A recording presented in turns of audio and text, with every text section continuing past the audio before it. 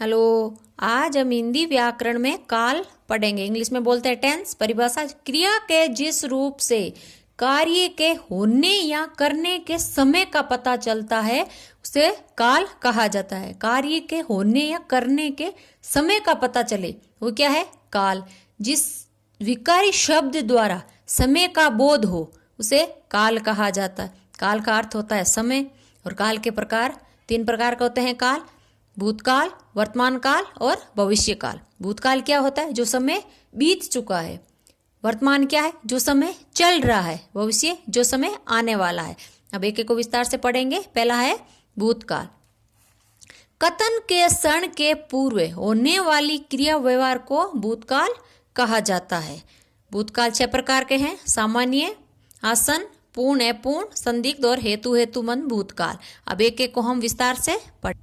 पहला है आसन भूतकाल, जिससे भूतकाल की क्रिया के विशेष समय का ज्ञान न हो वो सामान्य भूतकाल होता है। ठीक है।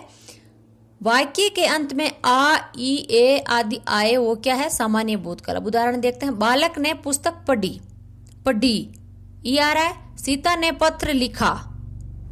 श्री राम ने रावण को मारा, क्या है? सामान्य भूतकाल। दूसरा है आसन भूतकाल। आसन का अर्थ होता है निकट। जो निकट क्रिया हो वो क्या है? आसन भूतकाल। निकट मतलब पास में क्रिया हो वो क्या है? आसन भूतकाल है। ठीक है। वाक्य के अंत में आ या ई है तो क्या है? आसन भूतकाल। उदाहरण देखते हैं। मैंने केला खाया है, आ रहा है। छात्रों ने पाठ पढ़ा है, वर्षा हुई है, ई आ रहा है। क्या है ये? आसन भूतकाल। तीसरा है संदिग्ध भूतकाल। इसमें क्या है? संदिग्ध का अर्थ क्या होता है? संदेह होना। क्रिया से कार्य होने में संदिग्धता, संदेह हो वो क्या होगा? संदिग्ध भूतकाल। ठीक है। वाक्य के अंत में होगा, होगी, होंगे आए वो क्या है? संदिग्ध भूतकाल है। कुछ उदाहरण देखते हैं। राम ने पत्र लिखा होगा, होगा आ रहा है। छात्र गांव गया होगा, वर्षा हुई होगी, क्या है? संदिग्ध भूतकाल है। चौथा है अपूर्ण भूतकाल, जहां कार्य भूतकाल में शुरू तो हुआ लेकिन अभी पूरा नहीं हुआ वो क्या है? अपूर्ण भूतकाल। ट्रिक है इसकी। वाक्य के अंत में रहा था, रहे थे, रही थी आए तो क्या है? अपूर्ण भूतकाल है। कुछ उदाहरण देखते हैं। राकेश मैदान में घूम रहा था आ रहा है तो क्या है? अपूर्ण भूतकाल। बालक खाना खा रहे थे, गुजरात में मूसलाधार वर्षा हो रही थी, क्या है? अपूर्ण भूतकाल है। 5वां है पूर्ण भूतकाल, जहां कार्य पूरा हो गया हो वो क्या है? पूर्ण भूतकाल है। ट्रिक है इसकी। वाक्य के अंत में आ था, ई थी, ए थे आए वो क्या है? पूर्ण भूतकाल है। अब उदाहरण देखते हैं। राम ने पुस्तक पढ़ी थी, पढ़ी थी ई आ रहा है ना। राम ने खाना बनाया था, बालक खाना खा रहे थे, ये क्या है? पूर्ण भूतकाल। बालक खाना खा रहे थे, वाक्य पूरा हो रहा है। छठा है हेतु हेतुमंद भूतकाल। हेतु का अर्थ होता है कारण। कथन के क्षण के पूर्व होने वाली क्रिया दूसरी क्रिया पर आसक्त या आश्रित हो वो क्या है? हेतु हेतुमंद भूतकाल है। इसकी ट्रिक है यदि तो वाक्य में आए तो वहां क्या होगा? हेतु हेतुमंद भूतकाल होगा। 2 क्रिया व 2 वाक्य हो गए। उदाहरण देखते हैं। यदि वर्षा होती तो फसल अच्छी होती। यदि वर्षा होती ये क्या? एक वाक्य हो गया। तो फसल अच्छी होती 2 वाक्य हो गए। और यदि और तो भी आ रहा है। यदि राम गांव जाता तो श्याम भी गांव जाता। यदि तुमने परिश्रम किया होता तो पास हो जाते। अब दूसरा था काल का प्रकार वर्तमान काल, जो समय चल रहा है। कथन के क्षण के साथ होने वाले क्रिया व्यवहार को वर्तमान काल कहा जाता है। वर्तमान काल के 5 प्रकार है: सामान्य वर्तमान, अपूर्ण वर्तमान, संदिग्ध वर्तमान, संभाव्य वर्तमान और आज्ञार्थक वर्तमान। एक एक को विस्तार से पढ़ेंगे। पहला है सामान्य वर्तमान। कथन के क्षण के साथ सामान्य रूप से होने वाले क्रिया व्यवहार को सामान्य वर्तमान काल कहा जाता है। ट्रिक है इसकी। वाक्य के अंत में ता है, ते है, ती है, ता हूं, ती हूं आए तो वो क्या होगा? सामान्य वर्तमान होगा। उदाहरण देखते हैं। राम पत्र लिखता है, ता आ रहा पीछे। छात्र घर जाते हैं, सरिता कविता लिखती है, ये क्या है? सामान्य वर्तमान है। दूसरा है अपूर्ण वर्तमान, अपूर्ण का अर्थ होता है अधूरा, क्रिया के जिस रूप से ये पता चले कि कार्य अभी पूरा नहीं हुआ, अपूर्ण। ठीक है, वाक्य के अंत में रहा है, रहे हैं, रही है, रहा हूं, रही हूं आए, वो क्या है, अपूर्ण है। उदाहरण देखते हैं, अनुराग लिख रहा है तो क्या होगा, अपूर्ण। सीता खाना खा रहे हैं, अभी खा रहे हैं, पूरा नहीं हुआ है। मैं अगले रविवार को जा रही हूं, ये क्या है, अपूर्ण वर्तमान है। तीसरा है संदिग्ध वर्तमान, जिस क्रिया से शक या संदेह उत्पन्न हो वो क्या है, संदिग्ध वर्तमान है। ठीक है, वाक्य के अंत में होगा होगी आएगा तो क्या हो जाएगा, संदिग्ध वर्तमान हो जाएगा।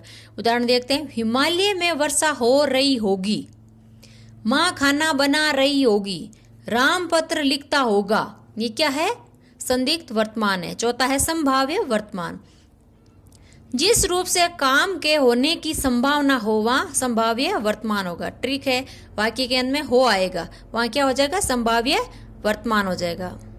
उदाहरण देखते हैं, बालक घर आया हो, वाक्य के अंत हो आ रहा है तो क्या हो जाएगा, संभाव्य वर्तमान। घर में पिताजी आए हो, शायद उसने खाना खाया हो। अब पांचवा है आज्ञार्थक, क्रिया में आज्ञा का भाव हो, वहां क्या होगा, आज्ञार्थक वर्तमान हो जाएगा। उदाहरण देखते हैं, बच्चों इधर आओ, आज्ञा दे रहे हैं ना, गीता को पढ़, राम तू खेल, ये क्या है, आज्ञार्थक वर्तमान है। अब काल का तीसरा प्रकार है भविष्य काल। भविष्य काल क्या होता है, जो समय आने वाला है।